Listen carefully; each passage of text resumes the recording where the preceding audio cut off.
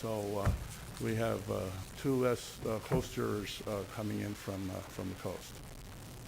Another thing we have working with the CEO's office, because there is always a new four-person every year. We're trying to do things a little different. I brought with me the person I recommended to the, I want to recommend to the court to be my replacement. He came to the meeting with Tom and Jennifer when we talked about the budget. One of the things we will be doing, July, as soon as the new jury is impaneled, we will know who is on the jury. Instead of this year not knowing who's going to be on the jury, who's going to be from the coast, did we have somebody from the north part of the county, and et cetera.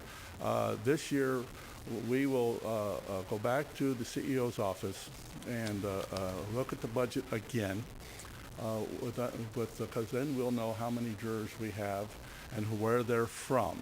I'm expecting 4 jurors, possibly 5 from the coast. If we have more, then we will return and look at the budget again and make appropriate changes. A few other minor things that was happening this year that was not happening last year. We have been upgrading computers and et cetera, and the CEO's office has worked with us to work that within the county. But this is the first year that the grand jury has used a transcription service.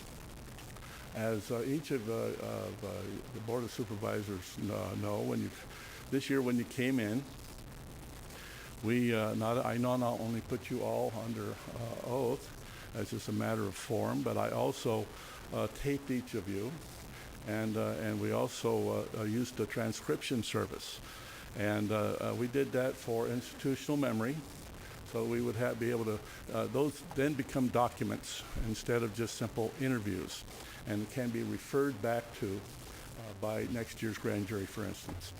Unfortunately, that is a little expensive, not terribly, but we did put $1,500 into next year's budget to cover that. It was not covered, it was not budgeted for this year. And those are some of the factors that have caused our current overrun, which is, I think, at this particular moment is something like $8,000. Any questions I can help you folks with? Questions to the foreman? Okay. Thank you. Thank you, Dan. Supervisor Koufax. Mr. Scholes,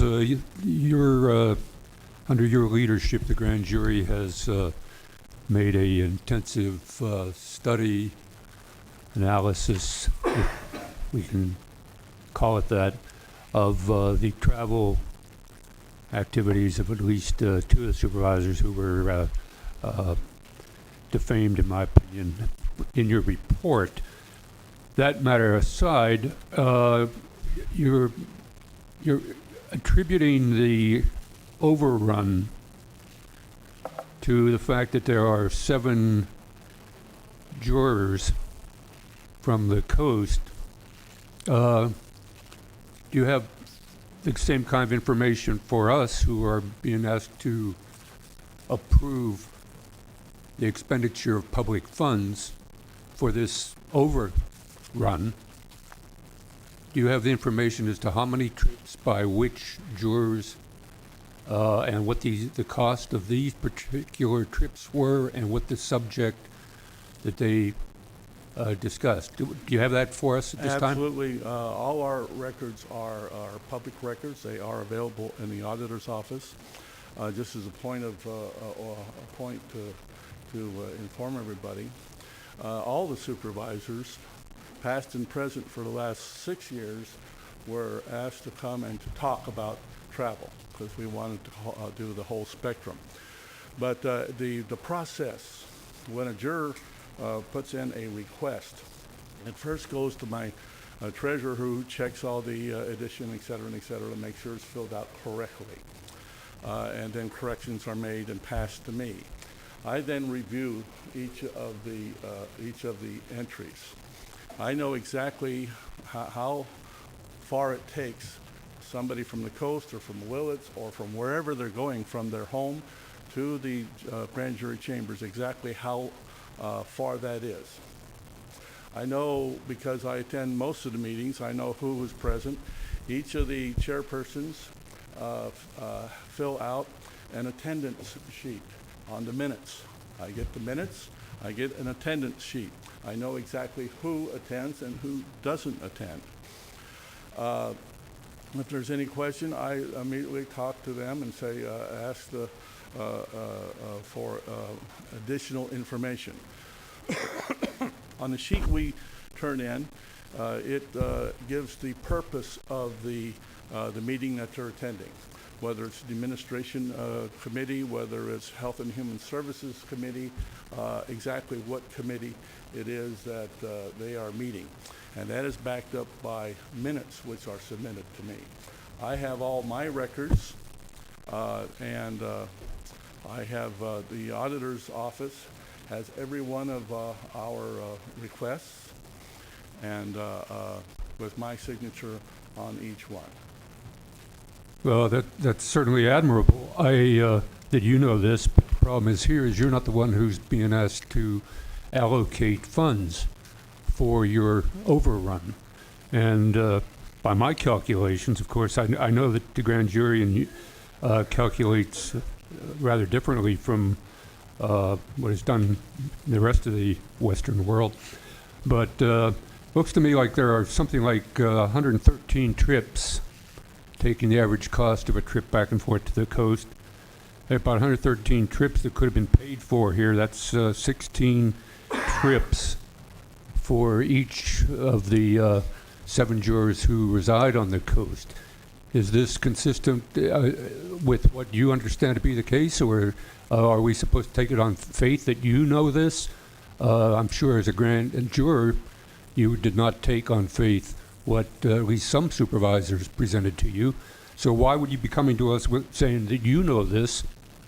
Where are the records? Where's the information? You want to see the records? I have no problem in that. I know exactly who goes where. Not only that, for instance, we have a committee meeting today on the coast because it's on an issue that is a coast issue. And so I sent over the administration chairman from Willits to attend that meeting because we wanted to save money on coming over. I've got the records. If you want to look at them, not a problem. And you don't think that should be presented with your request for funding to the Board of Supervisors?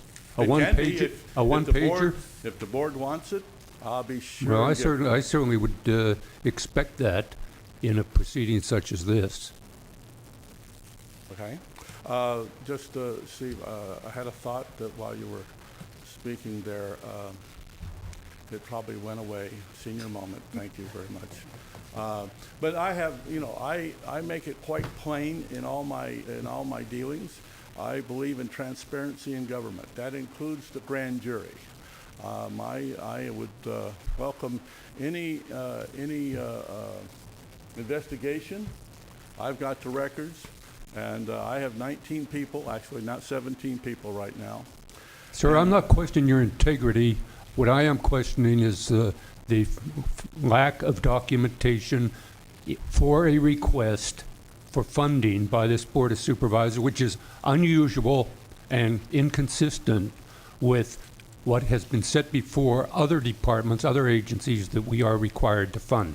That's all. Okay. Unlike you, presumably, I am not questioning your integrity or your motives. I am saying we need the same kind of thing that you would require, presumably, by members of this